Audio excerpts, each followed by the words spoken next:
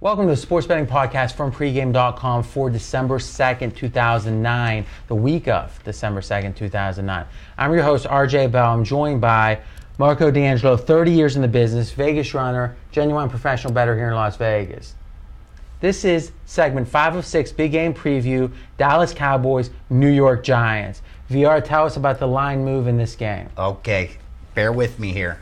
Giants opened up as a 1-point home favorite or pick 'em. Pretty much right there is all you saw Sunday evening with a total of 45.5. As of this morning, Dallas is anywhere from -1, -125, or -3, +110.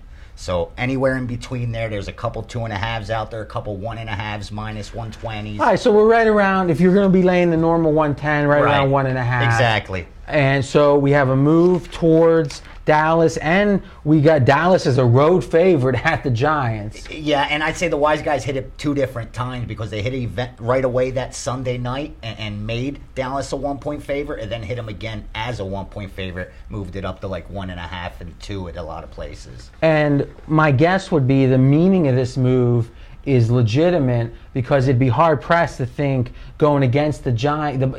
Even though the Cowboys are a public team, the Giants are a New York team, the idea that they were expecting the public to bet this up Dallas -3 makes no sense. So it seems like they really wanted that position at Pick'em and -1 on Dallas. I agree totally. Okay, and just a little side note is every half point is worth a certain amount of cents, as you guys know. So you could say, hey, do I want to lay -3, -100, or do I want to lay -2.5, -125? Usually that's going to be about a toss-up. So every half point is meaningful to a certain number of cents. 3 is worth about 23 cents.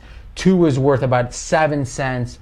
So it makes sense that on one hand you could lay 1 and lay 130, or you could be laying 3 and getting back 110. That all makes sense. So there's nothing crazy about that. It's just a little weird that each of the books has something so different on this game.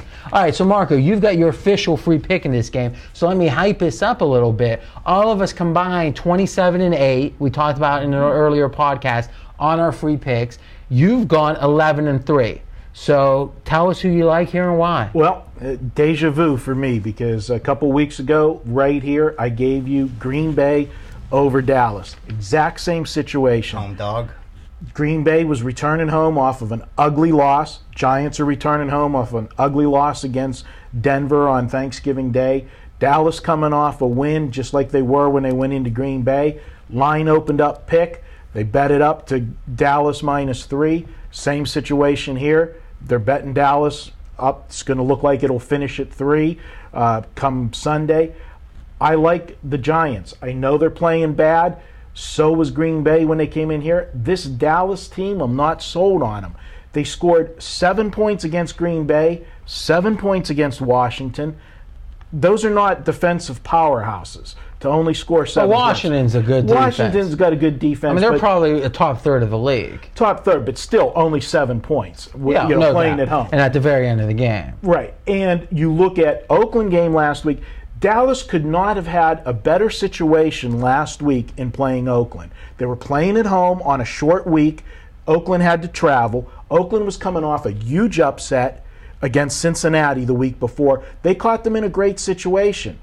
The Giants, on the other hand, were on the flip side of that. They were coming off an overtime win at home against Atlanta, hard-fought game, high scoring, had to travel west to Denver on a short week, play on the road Thanksgiving Day, and they were in the negative. So this is a situational play for me.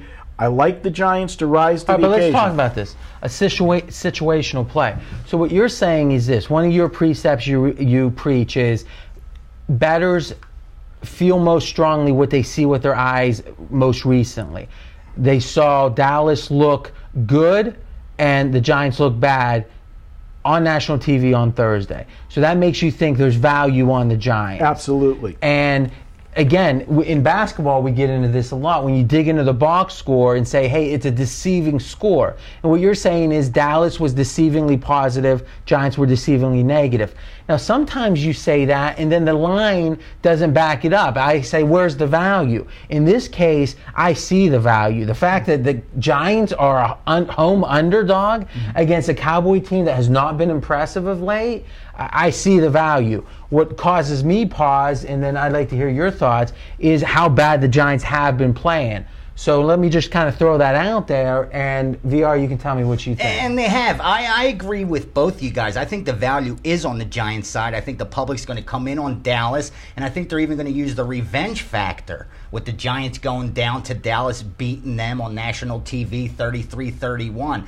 In that game, though, although the final score looked close, the Giants blew them away. They just happened to go 0-5 in the red zone, and they settled for 4 field goals. Or that game would have never been close. Dallas only threw for 127 yards. They did it all through the ground, which is impressive. But I think the Giants, playing up there in New York in the cold compared to running in Dallas's closed stadium is going to be a little different. So I give that edge there again to the Giants. And speaking of the cold and being late in the year now, we're in December, and the Cowboys have been notorious for fading in December. Of the last 15 December games, they've covered 3 of them, 3-12 ATS in December.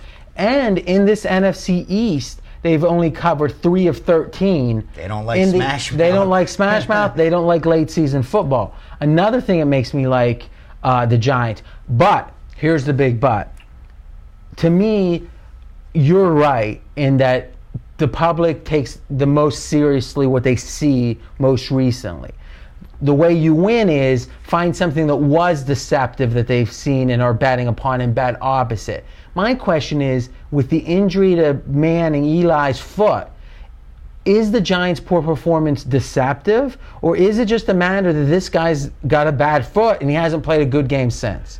He's played one good game since, and that was the Atlanta game. They put up 30-some points in that game. He doesn't play defense, okay, so they put up the 30 points. But the thing about that game is he had extra time to rest that foot because that game was off the bye week. This is like a half a bye. They have the 3 extra days. So it might help the foot a bit. That's why I'm going to go with the Giants here. Take this game. I look for them to pull the upset. See, I think, though, the thing is, all right, the Giants have been playing terrible. We all know that. I have here they lost 5 of 6. They've allowed less than 24 points just one time in that span.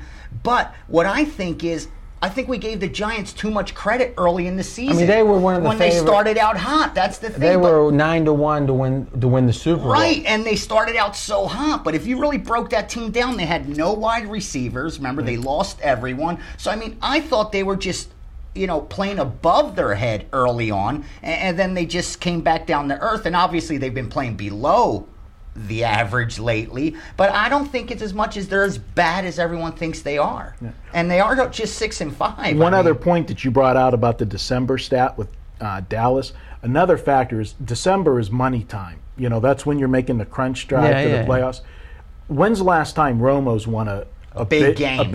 I agree. And really, you can make the case. We always talk about motivation. This is a must-win. You would have to think for the Giants' playoff hopes, and they're an underdog at home. I think the value's there for sure.